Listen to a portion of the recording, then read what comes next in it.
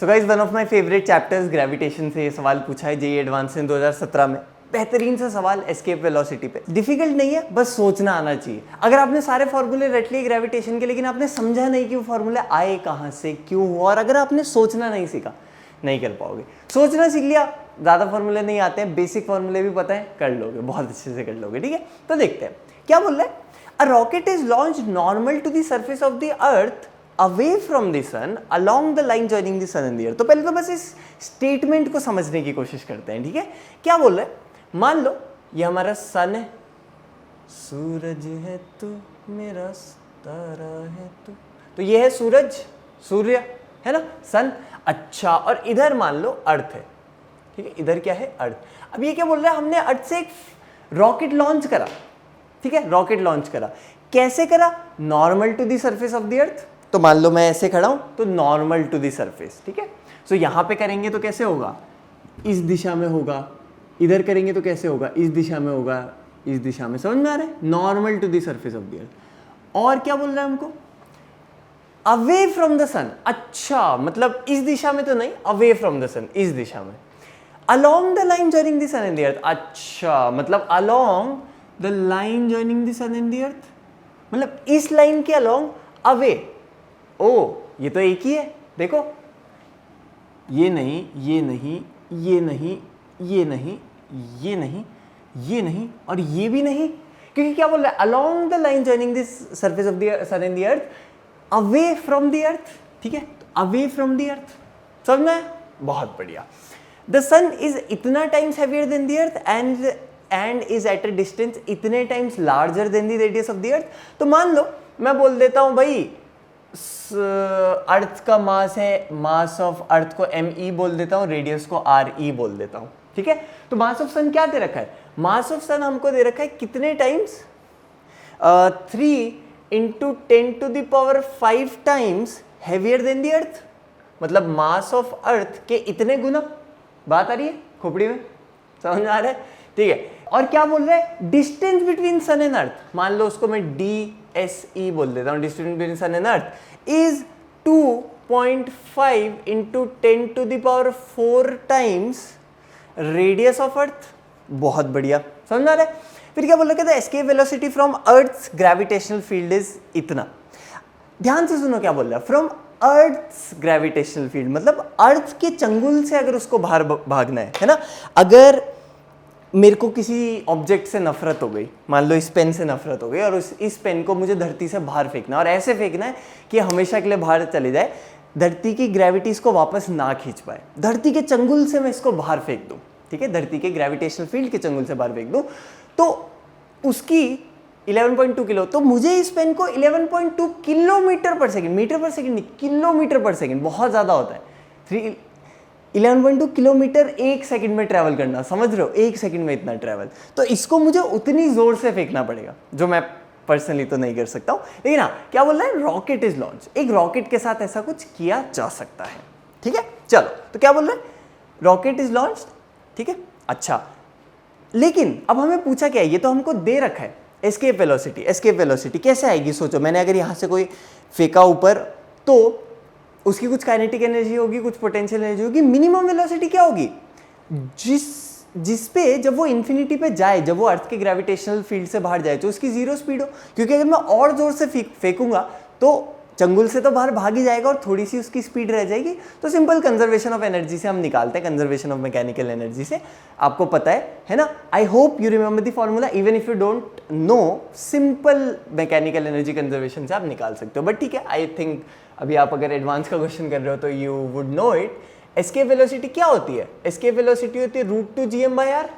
अच्छा, इस केस में हम अगर अर्थ की बात कर रहे हैं 11.2 वाला, तो क्या होगा, √2g mass of earth upon radius of earth, radius of अर्थ कितना, 11.2 किलोमीटर पर second.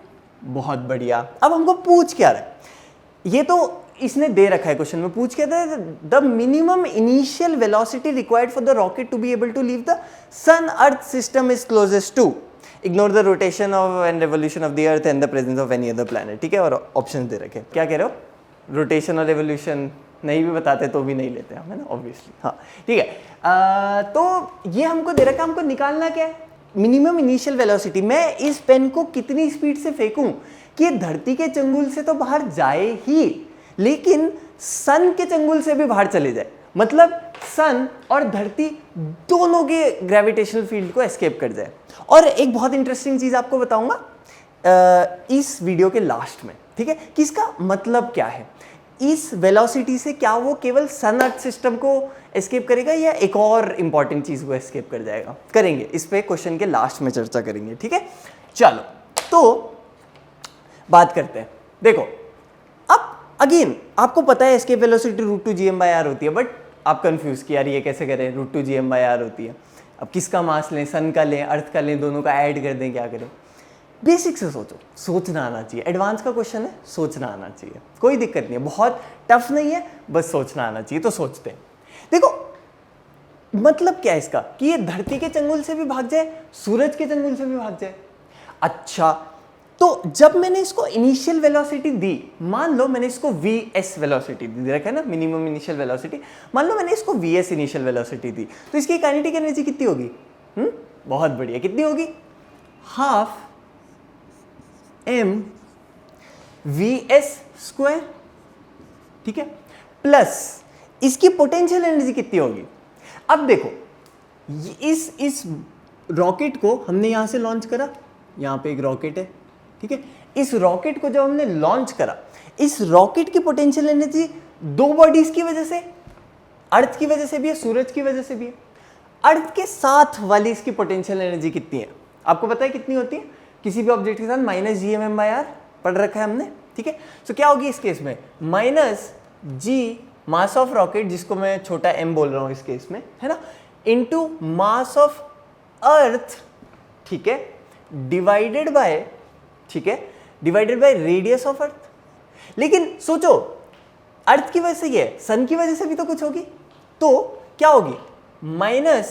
-gm mass of sun divided by. अच्छा अब देखो, वैसे अगर technically if you have to be exact in this, तो आपको इससे इसकी डिस्टेंस लेनी है, सन के सेंटर से लेकर इस रॉकेट की डिस्टेंस क्या होगी?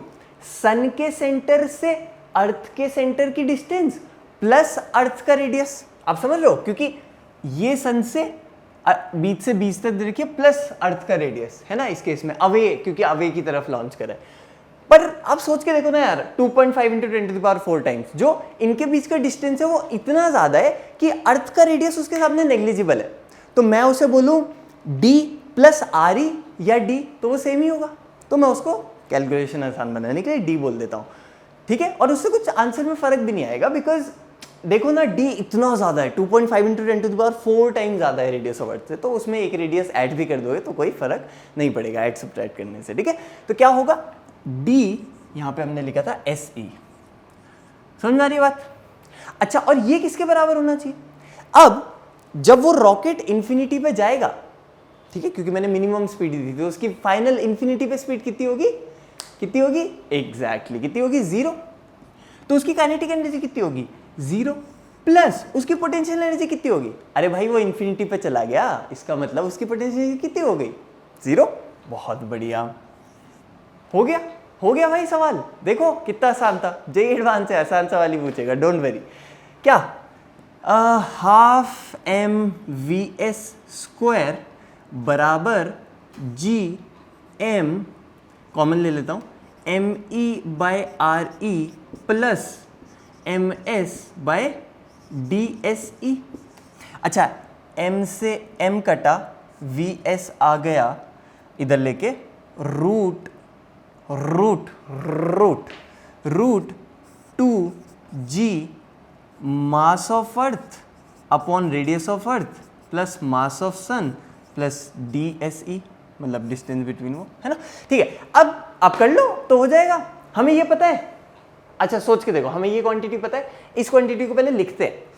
क्या लिख सकता हूं मैं इसको? vs बराबर √2g, अच्छा, me/re प्लस, अब हमको पता है मास ऑफ सन कितना है, इतना, डिस्टेंस बिटवीन सन अर्थ कितना है, इतना, लिख देता हूं ताकि मास ऑफ अर्थ और रेडियस ऑफ अर्थ कॉमन आ जाए, ठीक है, इंटू मास ऑफ अर्थ के साथ कितना है 3 इंटू 10⁵ और रेडियस ऑफ अर्थ के साथ कितना है 2.5 इंटू 10⁴ आ रही, कौन आ रही है ना, कौन आ रही है, मम्मी आ रही है, बहन आ रही है, भाई आ रहा है, कौन आ रही है, ठीक है, sorry for the lame joke.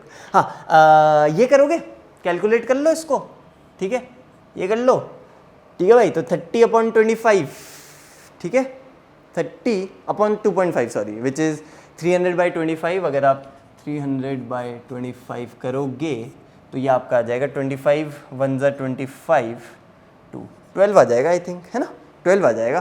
तो ये कितना आ रहा है, VS बराबर √2GME/RE। अगर आप इसको कॉमन लोगे ये क्या हो जाएगा, ये 1 हो जाएगा और ये कितना आ रहा है 12, ठीक है, तो ये हो जाएगा 1 + 12, जिसको मैं लिख सकता हूँ कितना, ये तो बहुत बहुत बहुत आसान है, कितना 13। आप समझ रहे हो, तो इसको मैं क्या लिख सकता हूँ, इसको स्प्लिट कर देता हूँ यार, थोड़ा कैलकुलेशन आसान बनाने के लिए, √2GME/RE इंटू √13, ठीक है, तो अरे √2GME/RE तो हमें दे रखा है कितना 11.2 किलोमीटर पर सेकेंड, समझ रहे हो, इंटू √13 मतलब कितना आ गया, कितनी आ गई, VS बराबर, ठीक है, दिस क्वांटिटी 11.2 किलोमीटर पर सेकेंड, ये देखो ना √2GME/RE कितना 11.2 किलोमीटर पर सेकेंड इंटू √13 इंटू √13, लो हो गया आपका, बस कैलकुलेट करना है, कर लो। अच्छा कैलकुलेशन की भी एक ट्रिक बताता हूँ, ये देखो दूर दूर है आंसर, थोड़ा अप्रोक्सीमेशन ट्राई करते हैं। मुझे क्या पता है, मुझे ये पता है कि √13 किसके बीच में, वैसे तो एग्जैक्ट कैलकुलेट भी करोगे कर लोगे, रूट निकालना आता है आपको, बट देखते हैं, √9 और √16 के बीच में, इसका मतलब √13 3 और 4 के बीच में होगा, √9 3 होता है ना और √16 4 होता है, तो ये नंबर 3 और 4 के बीच में होगा। अगर ये 3 होता तो ये कितना आता, 33.6, है ना, 33.6, हाँ, और अगर 4 होता तो कितना होता 44.8। अच्छा मतलब √13 इसके बीच में, तुम्हारा आंसर 33.6 और 44.8 के बीच में आना चाहिए। ओ एक ही ऑप्शन है, देखो 33.6 और 44.8 के बीच में एक ही ऑप्शन है, कौन सा, डी, विच इज 42 किलोमीटर पर सेकेंड। तो हमारा आंसर क्या आ गया 42 किलोमीटर पर सेकेंड। देखो क्या मुश्किल था, क्या कुछ ऐसा लगा कि ओ भाई साहब ये तो मैं सोच ही नहीं सकता था, नहीं ना, सोच सकते थे ना, दिमाग लगा सकते थे। दी ओनली थिंग कि आपको पता होनी चाहिए चीज़ें, आपको दिमाग लगाना आना चाहिए, आपको पता होना चाहिए, ये तो पता ही होना चाहिए कि √2GME/RE होता है एस्केप वेलोसिटी फ्रॉम अर्थ, पर ये भी पता होना चाहिए कि वो √2GME/RE एक्चुअली आया कहाँ से। अगर आपको वो नहीं पता है, शायद जेईई मेन के क्वेश्चन आप कर लोगे, एडवांस के नहीं कर पाओगे। आपको पता है टाइम पीरियड का फॉर्मूला, ठीक है, एक प्लैनेट रिवॉल्व कर रहा है, लेकिन आपको ये नहीं पता कि वो आया कहाँ से, एडवांस में स्ट्रगल कर सकते हो, ठीक है। सो बस सोचना आना चाहिए और समझना आना चाहिए तो हो जाएगा। अब आते हैं उस इंटरेस्टिंग चीज़ पे जो मैंने शुरू में छोड़ दी थी, जो मैंने आपको बोला लास्ट में बोलूँगा। सोच के देखो, मान लो हम ये इग्नोर ना करें कि और कोई प्लैनेट है, मान लो हम मानते हैं कि हम सोलर सिस्टम में, तो क्या मुझे अगर escape velocity of this object, ठीक है, वो स्पीड निकालनी होती जिससे मैं इसको छोड़ूं, जिससे मैं इसको फेंकूं, कि ये केवल धरती और अर्थ को नहीं बल्कि पूरे सोलर सिस्टम को के चंगुल से भाग जाए, पूरे सोलर सिस्टम के ग्रेविटेशनल फील्ड से बाहर चले जाए, क्या मैं निकाल सकता हूं? बिल्कुल निकाल सकता हूं। देखो अगर आप अप्रॉक्सीमेट आंसर देखना चाहो तो क्या होगा मुझे बताओ। अच्छा pause this video, think about it and think. सोच लिया? अच्छा तो देखो एक्चुअली वो 42 किलोमीटर पर सेकेंड के आसपास ही होगा। क्यों? सोचते हैं। देखो धरती की वजह से एक सिग्निफिकेंट इफेक्ट आ रहा था। 11.2 किलोमीटर पर सेकेंड जब हमने इनिशियल निकाला, मान लो सूरज नहीं होता तो 11.2 किलोमीटर पर सेकेंड आता, राइट? हाँ, सन के आने से वो √13 टाइम्स हो गया, which is significantly more than that, I agree. लेकिन अर्थ की वजह से देयर वाज, अगर अर्थ नहीं होती तो यहाँ पे क्या आता, तो वो 1 हट जाता है यहाँ से, तो √12 टाइम्स होता, ठीक है। सो √12 इंटू 11.2 किलोमीटर पर सेकेंड आता। मान लो अर्थ को हम यहाँ से हटा दे तो वो 1 वाला हट जाता, बस 12 वाला फैक्टर आता, तो हमारा वो आता, ठीक है। वो भी 40 कहाँ है, 42 के आसपास ही आता, लेकिन नहीं, वो जो रूट 1 एक्स्ट्रा आ रहा है रूट 12 के बाद, जो रूट 1 एक्स्ट्रा है रूट 13 और रूट 12 में है डिफरेंस। लेकिन सोच के देखो, और ऐसा क्यों है? क्योंकि अर्थ इज वेरी क्लोज, ठीक है, रिलेटिवली हल्की है, मतलब वैसे हल्की नहीं है बट सोलर सिस्टम के स्केल में तो हल्की है, तो रिलेटिवली हल्की है, लेकिन बहुत पास है ना ऑब्जेक्ट के, रॉकेट के बहुत पास है, इसलिए उसका इफेक्ट आ रहा है। सन है तो बहुत दूर, पर भाई इतना भारी है, इतना भारी है, इतना भारी है कि भाई इतना दूर होने के बावजूद वो अर्थ के इफेक्ट को भी, मतलब अर्थ के इफेक्ट से भी ज्यादा इफेक्ट उसको आ रहा है। आप समझ पा रहे हो कि उसका इतना ज्यादा इफेक्ट आ रहा है। 11.2 होता अगर केवल अर्थ होती, बट एक सन के आने से 42 किलोमीटर पर सेकंड हो गए। तो सोचो सन इतना भारी है कि इतना दूर होने के बावजूद भी उसका काफी इफेक्ट आ रहा है। बट और सबके बारे में सोचो, आप बोलोगे जुपिटर भी तो भारी है। अरे भाई जुपिटर इतना भारी नहीं है, सूरज बहुत भारी है और जुपिटर बहुत दूर है, बहुत दूर, सूरज से भी ज्यादा दूर, मतलब उल्टी दिशा में, सूरज एक तरफ है और जुपिटर एक तरफ मतलब समझ गए ना कि अगर आप सन के पास जाओगे तो सन की तरफ जाओगे और सन से दूर जाओगे तो जुपिटर की तरफ। पर जुपिटर बहुत दूर है, जुपिटर दूर इतना है, सन से इतना हल्का है, तो ज़्यादा फर्क नहीं पड़ेगा। Uranus, Neptune, Pluto, asteroid belt और पता नहीं क्या क्या जो भी सब कुछ है हमारे सोलर सिस्टम में, उससे उतना सिग्निफिकेंट फर्क नहीं पड़ेगा। So this is what I feel about this कि 42 है तो मे बी हाँ थोड़ा और, मे बी 42 की जगह 43 लग जाए, ठीक है, 42.5 लग जाए, 42.1 लग जाए, एग्जैक्ट मैं कैलकुलेशंस नहीं बता रहा हूँ, लेकिन हाँ approximately 42 किलोमीटर पर second will not only be the escape velocity for sun earth system but it will be the escape velocity for the solar system। कि भाई इस ऑब्जेक्ट को अगर मुझे यहाँ से फेंकना है इसी तरीके से, ठीक है, along the line joining the sun and the earth, away from the earth, 42 kilometre पर सेकंड पे छोड़ूंगा तो ये भाग जाएगा पूरे सोलर सिस्टम के चंगुल से, ठीक है। तो ये मैंने आपको ऐसे ही बताया बिकॉज अगेन जेईई एडवांस में आपको सोचना आना चाहिए। सवाल कर लिया, आंसर आ गया, नो, एग्जाम में तो इतना ही करोगे, लेकिन जब आप घर पे बैठे हो तो सोचो उसके बारे में, आंसर आया उसके बारे में सोचो, उस क्वेश्चन के बारे में सोचो, ठीक है। तो इसलिए मैंने आपको ये एडिशनल चीज़ बताई कि this speed is actually the speed जिससे पूरे सोलर सिस्टम के चंगुल से भाग जाएगा, ठीक है। आई होप आपको अच्छा लगा। कोई डाउट्स हो इसमें, कुछ भी हो तो you can ask me in the comment section and I would be more than happy to help you. If there is anything else, अगर आपको कोई स्पेसिफिक वीडियो देखना है कि सर ये बनाओ या भैया जो भी बोलते हैं आप मुझे, सबका अलग अलग, कुछ स्टूडेंट्स मुझे भैया बोलते हैं, कुछ सर बोलते हैं, तो भैया कि आप ना ये वीडियो बनाओ, इस टॉपिक पे बनाओ, या फिर इसका ये PYQ कराओ जेईई एडवांस का, ऐसा कोई भी आपके पास सेशन हो तो please do give me. And बाकी आई होप समझ में आया हो आपको जो भी मैंने बताया।